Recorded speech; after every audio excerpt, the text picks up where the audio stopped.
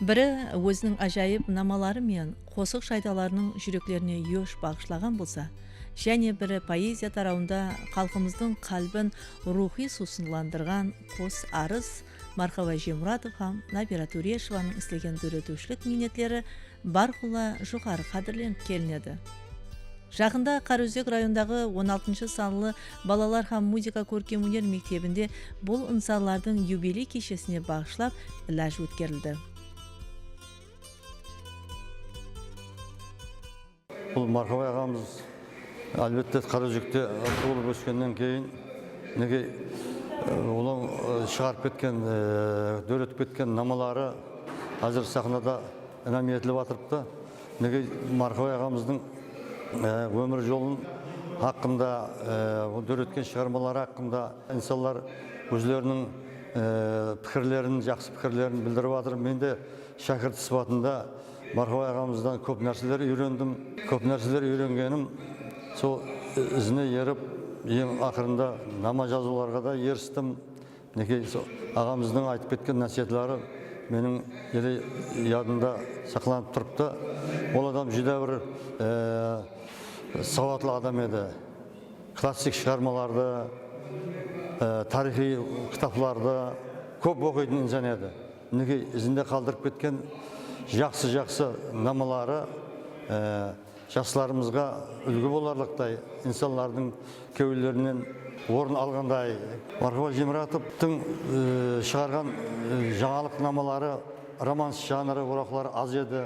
Неге романс жанрларымен кіріп келдік, олардан Алтын көл, Сағыныш, Ту сыртымнан қарай қалған қыз, Ұмытпа, міне сол сияқты қосықларын әзір жастарымыз сүйіп, тыңлап, һәм атқарып келмекте. Бүгінгі байрам ілажы жүдә бір көтеріңгі ұрықта өтіп атырып, себебі марқұм ағамыздың 80 жылдық юбилейіменен қоса Қарақалпақстан халық шайыры Набира Турешеваның 70 жылдық юбилейді қосылып белгіленіп өтіп атырыпты.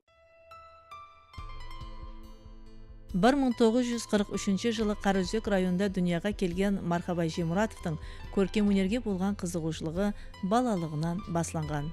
Оның дәстепкі ұстазы мектептегі мұғалімі Шанияз Мамбетов болды.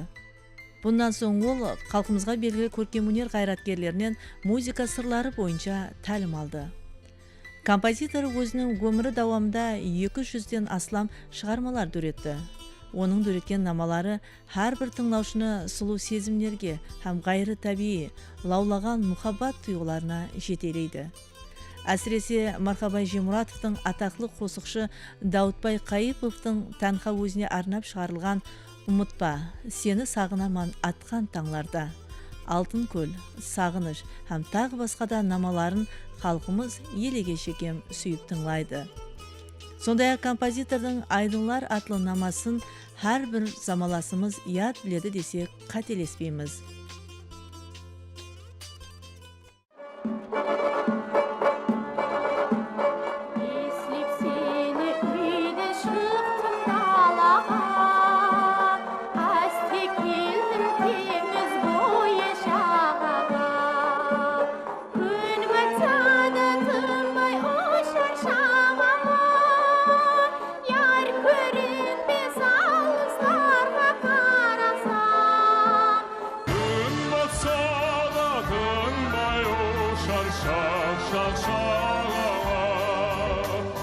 Yar көрінбес алысларға қараса.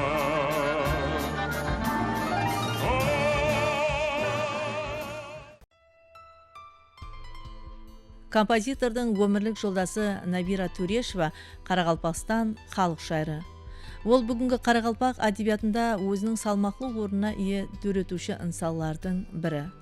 Оның терең философиялық мәніге ие қосық қатарларын поэзия шайдалары жүдә сүйіп оқиды. Ақ қарада хеш парық жоқ, парықлап атқан да алық жоқ. Өзге татпай талықтым көп хадаллықтың шөрегінен. Нәпәкліктен қайғым асты, сұмлықлардан ғазеп тасты. Әдулеп нұрлы құяшты сөнер болдым хәлегінен. Композитор нама дөретеді. Жағымлы хавазлар арқалы тыңлаушыларға зауқ бақшлайды. Милли ырғаққа бай, оғада көркем гозалыққа тойынған тыңлаган сайын тыңлауды калейтугун намаларды жазып, шайыр косукларына канат байлаткан халкыбыздын талантлы композитору Мархабай Жемуратовдон хасла сөнбейтугун намалар калды. Ал Карагалпастан халк шайыры Набира Төрешева болса, өзүнүн ажайып төрөтпелери менен көпчүлүккө рухий азык башлап келмекте.